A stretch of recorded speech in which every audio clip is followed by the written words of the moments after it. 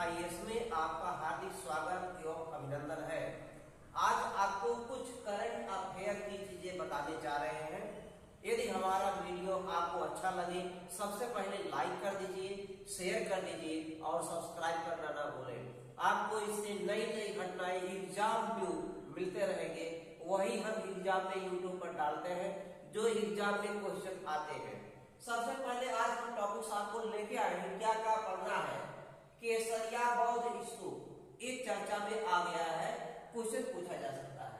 30वां बिहारी पुरस्कार है, 10 लिख सेकंड युद्धाभ्यास है, बीएसएफ के बारे में जानना है, मुख्य चुनाव आयुक्त या मुख्य निर्वाचन आयुक्त एडीबी और चर्चित व्यक्तियों में कुछ व्यक्ति की नियुक्ति हुई है, कुछ का निधन हुआ है और स्थान चर्चित स्थानों में और कुछ एक दो पुस्तकों के बारे में भी डिटेल में हम चर्चा करेंगे। एग्जाम में हम वही बताते हैं जो एग्जाम में आते हैं। एग्जाम को हमारा दृष्टिकोण है। तो सबसे पहले आप जानिएगा केसरिया बौद्ध स्तूप, ये आप देख रहे हैं भैया इंडिया देख रहे हैं। ये उत्तर प्रदेश के बगल में बिहार है। बिहार में एक जिला है चंपारण। चंपारण को 2 जिलों में बांट दिया गया है, एक है पूर्वी चंपारण और दूसरा है पूर्वी चंपारण। तो पूर्वी चंपारण पहले ये चंपारण सुने होंगे सब लोग। यही चंपारण में ही पहली बार महात्मा गांधी को राम कुमार शुक्ल ने 1917 में नील की खेती के विरोध में जो है महात्मा गांधी को बुलाया गया। महात्मा गांधी का 1917 में चंपारण में जाना पहला राष्ट्रीय आंदोलन था। तो वही चंपारण। अब उसको हम नहीं, वो इतिहास का टॉपिक है, हम बता रहे हैं कि पूर्वी चंपारण जो है यहाँ पे एक बौद्धों का स्तूप है, केसरिया रंग का बना हुआ है। तो केसरिया बौद्ध स्तूप ये कहाँ पर है? पहला स्टेटमेंट ये पूर्वी चंपारण में। पूर्वी चंपारण मीन्स बिहार। क्लियर हो गया? पूर्वी चंपारण बिहार में जुलाई 2021 में यहाँ बाढ़ के कारण ये पानी से घिर गया, एक चर्चा में आ गया। अब बाढ़ से पानी में घिरने के कारण चर्चा में आना बहुत बड़ा मुद्दा नहीं। मुद्दा ये है कि ये विश्व का सबसे बड़ा बौद्ध स्तूप माना जाता है। विश्व का सबसे बड़ा बौद्ध स्तूप माना जाता है और पानी से गिर गया, इसलिए चर्चा में आ गया है। तो विश्व का सबसे बड़ा बौद्ध स्तूप कौन माना जाता है? केसरिया बौद्ध स्तूप। कहाँ है? पूर्वी चंपारण में। और इसको करंट को ट्रेडिशनल से जोड़ सकता है, तो इसको नील की खेती से उठा सकते हैं। राम कुमार शुक्ल ने पहली बार महात्मा गांधी को बुलाए थे, उनके साथ राजेंद्र प्रसाद और लोग भी गए थे। वो इतिहास के टॉपिक्स में समझेंगे। इतना क्लियर हो गया दोस्तों? इसके बाद में दूसरा, अब एक चीज और है, इसको यहाँ के स्थानीय निवासी लोग इसको देवालय भी कहते हैं। देवालय, यहाँ के जो चंपारण के लोग हैं इसको देवालय कहते हैं। देवालय मतलब होता है देवधन आलय, यानी कि देवताओं का गृह, यानी कि घर। देवधन आलय, देवधन आलय मतलब इसका मतलब स्वर्ग संधि हो गया। स्वर्ग कितने प्रकार के होते हैं भैया? 5 प्रकार के होते हैं। तो 5 में कौन सा? दीर्घ संधि। स्वर संधि, स्वर में कौन सा? दीर्घ स्वर, यानी कि दीर्घ संधि में आ जाएगा। तो इसको देवालय यहाँ के स्थानीय लोग क्या बोलते हैं? देवालय बोलते हैं। तो पहला क्वेश्चन क्लियर हो गया, कहां पर है? तो बिहार में है। दूसरा है 30वां बिहारी पुरस्कार। 30वां बिहारी पुरस्कार किसे मिला है और कौन कौन देता है? के बिड़ला द्वारा दिया जाता है। के बिड़ला द्वारा दिया जाता है। के बिड़ला द्वारा दिया जाता है। ठीक है? हाँ भैया बताइए क्या बताए, बोलिए। तो हाँ ठीक है, कृष्ण मोहन को दिया गया है। 30वां बिहारी पुरस्कार किसे दिया गया है? कृष्ण मोहन को। कृष्ण मोहन पूरा नाम क्या है? कृष्ण मोहन बोहरा। कृष्ण मोहन बोहरा को दिया गया है। तो सबसे नाम इन्हीं को जानना है। किसको दिया गया 30वां बिहारी पुरस्कार? कृष्ण मोहन बोहरा को। कौन पुरस्कार देता है? के बिरला फाउंडेशन के द्वारा दिया जाता है। ठीक है। अब इसमें एक आपको ये भी लग सकता है कि एक कैसा पुरस्कार है? हिंदी का पुरस्कार है। हिंदी का, अरे भाई के बिरला बिहारी, ये हिंदी पुरस्कार के क्षेत्र में दिया जाता है। हिंदी पुरस्कार के क्षेत्र में दिया जाता है। नाम सुने होंगे बांग्लादेश, ये भाई ये इंडिया है ना, इंडिया में बांग्लादेश यहाँ पे है ही नहीं। तो बांग्लादेश के एक प्रसिद्ध कवित्री है, कवित्री, प्रसिद्ध कवित्री है तस्लीमा। तस्लीमा नसरीन का नाम सुने ही होंगे सब लोग। तस्लीमा पर ही पुस्तक लिखा गया है, जीवन और संघर्ष, संघर्ष और साहित्य।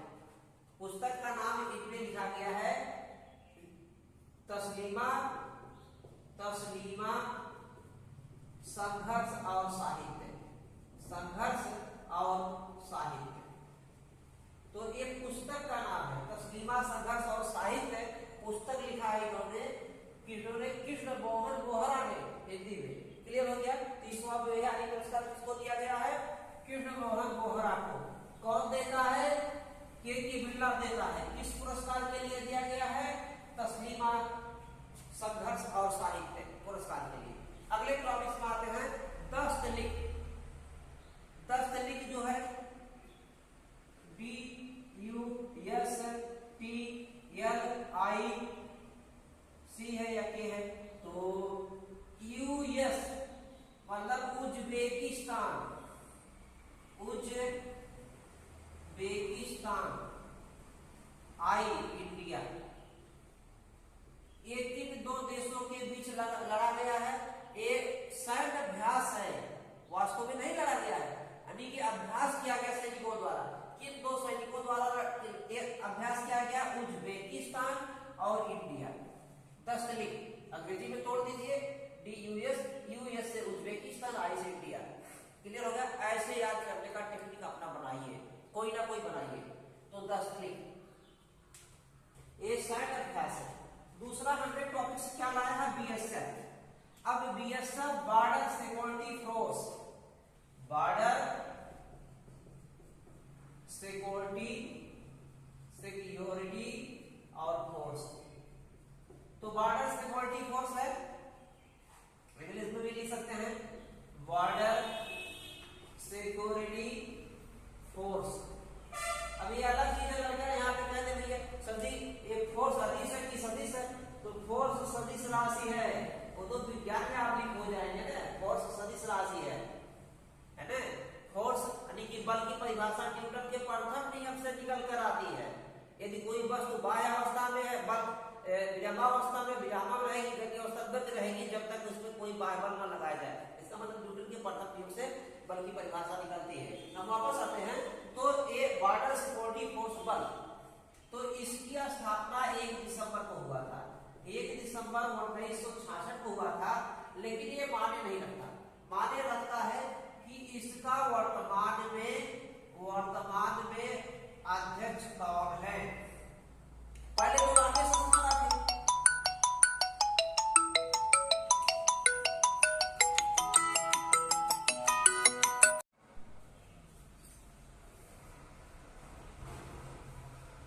हाँ भैया देखिए, पहले राकेश अस्थाना थे, राकेश अस्थाना। अब इन्हें जो है एक दिल्ली पुलिस का आयुक्त बना दिया गया है, दिल्ली पुलिस का आयुक्त बना दिया गया। राकेश अस्थाना थे, अब इन्हें दिल्ली पुलिस का आयुक्त बना दिया। अब इस समय कौन हो गए हैं? बीएसएफ के पंकज कुमार सिंह, पंकज कुमार सिंह। तो बीएसएफ के वर्तमान में कौन हो गए हैं? पंकज कुमार सिंह हो गए हैं। और ये जो पहले थे राकेश अस्थाना, अभी हट गए हैं, इन्हें दिल्ली पुलिस का आयुक्त बना दिया गया है। तो क्लियर हो गया? तो 1 दिसंबर 66 को बीएसएफ की स्थापना हो रहा है और इसके वर्तमान में जो है अध्यक्ष कौन है? पंकज कुमार सिंह है। वापस आते हैं, अगला है मुख्य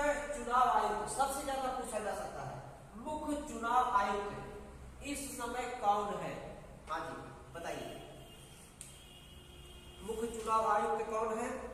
नाम सुने होंगे सुशील चंद्रा। सुशील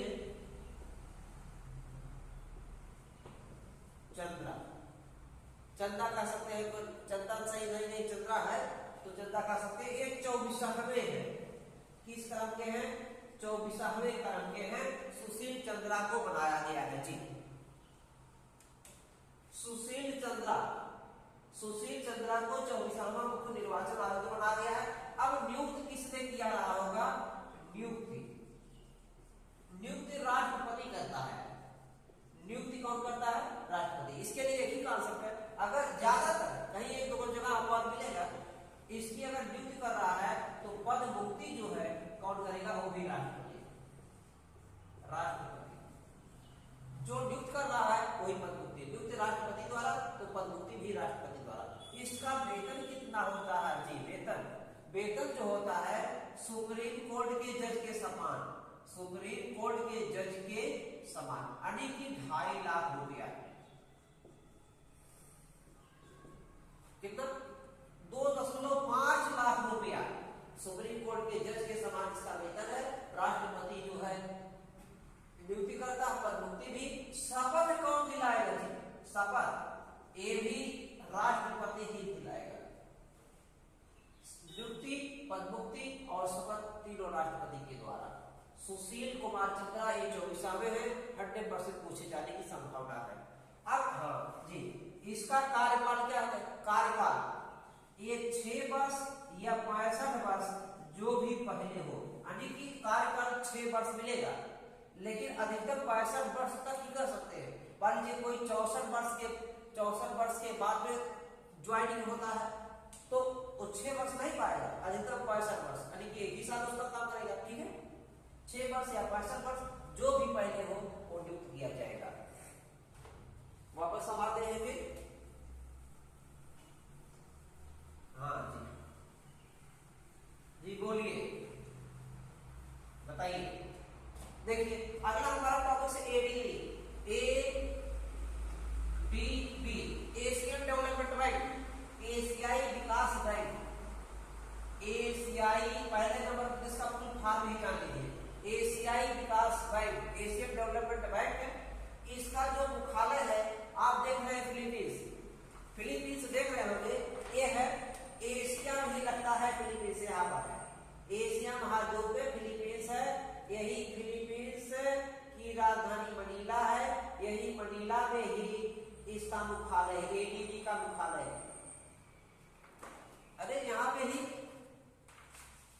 टाइफून जो चक्रवात आता है, साइक्लोन, ये फिलीपींस में ही आता है। टाइफून चर्चा काफी ज्यादा रहता है, पूछा जाता है टाइफून चक्रवात कब आता है, तो फिलीपींस के तट पर। ठीक है, तो वो अलग चीज होता है। यहाँ पर एडीबी का मुख्यालय कहाँ है? फिलीपींस मतलब जो है फिलीपींस की राजधानी मनीला में है। क्लियर हो गया। और इसके वर्तमान में जो है कौन है, यहाँ पे हमने लिख दिया है, नाम बहुत कठिन है, नाम इनका है वर्तमान में अध्यक्ष मासात्सुगु अस्कावा। मासात्सुगु अस्कावा इसके जो है मासात्सुगु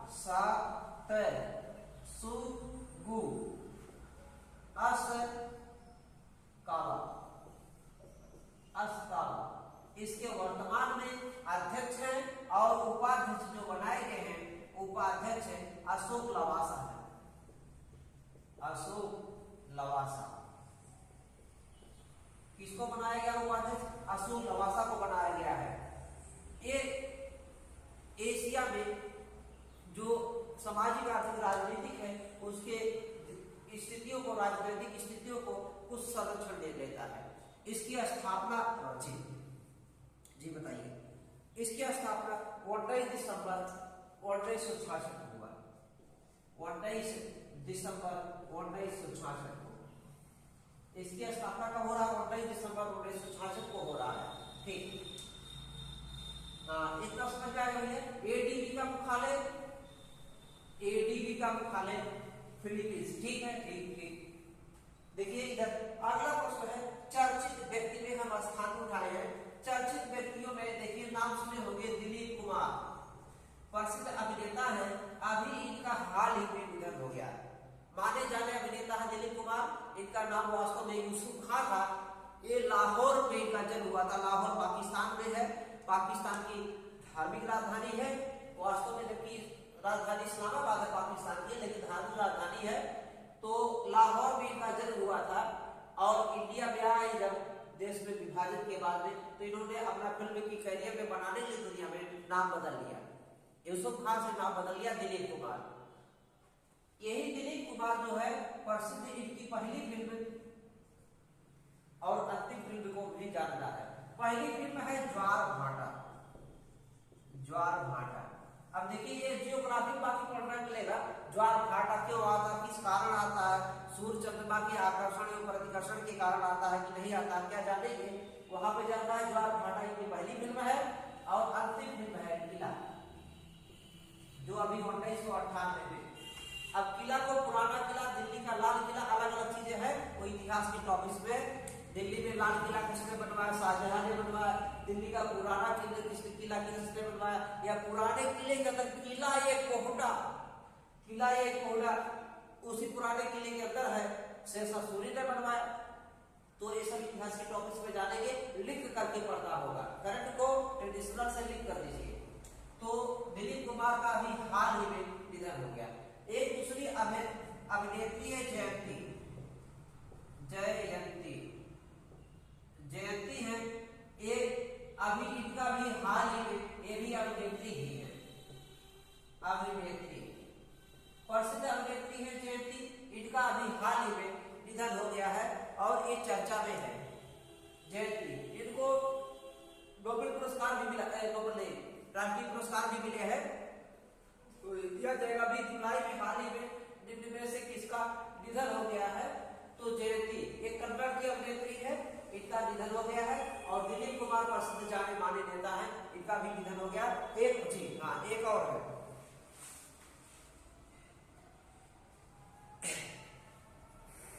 चर्चित व्यक्तियों में देखिए एक नाम और सुने होंगे, मीराबाई चानू जी, बोलिए।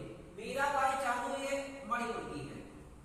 मीराबाई चानू ये किस खेल से संबंधित है, भारोत्तोलन से। भारोत्तोलन से संबंधित है, मणिपुर की है। ये चर्चा भी क्यों हुआ है, अभी हाल ही में टोक्यो में जापान की राजधानी है। टोक्यो मतलब जापान की राजधानी है। टोक्यो में अभी जुलाई 2021 में टोक्यो ओलंपिक खेल हुआ है। टोक्यो ओलंपिक खेल हुआ है। टोक्यो ओलंपिक खेल में पहला अगर किसी ने पुरस्कार ला के दिया है तो मीराबाई चानू।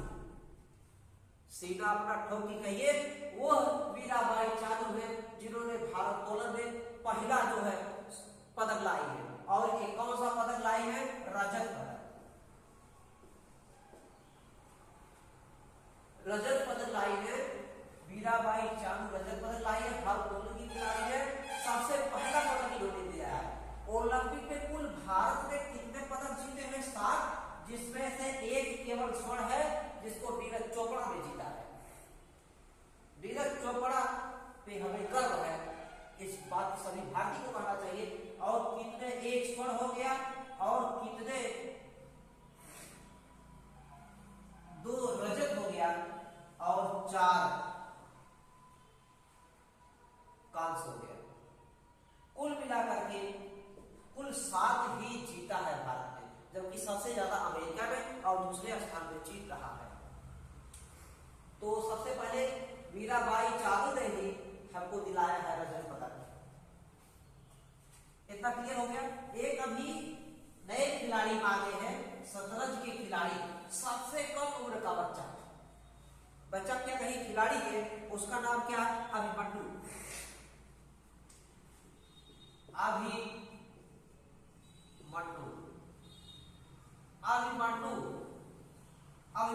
हाल ही में अभी ये भारतीय मूल के हैं, अमेरिका में, भारतीय मूल के अमेरिकन के हैं। अभी सबसे कम, अभी तक के सबसे कम उम्र के 12 साल कुछ बाहर है, 12 साल 4 बार वो तो पूछा नहीं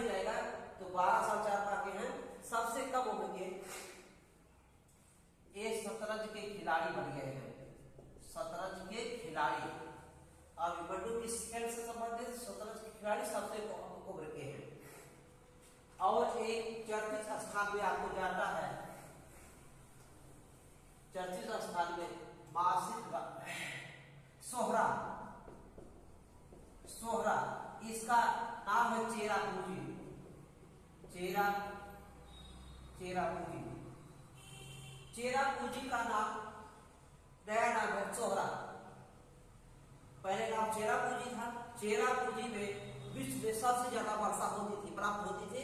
लेकिन इस चेरापूंजी के बगल में ही एक है बासिता, बासिता विश्व में सबसे अधिक वर्षा का प्राप्त हो रही है कहीं बासित रात में। ये कहा है मेघालय, मेघालय चर्चम है। इसका मतलब गारो खासी जयंतिया, भैया ऐसे देखिए, ये मेघालय है, गारो खासी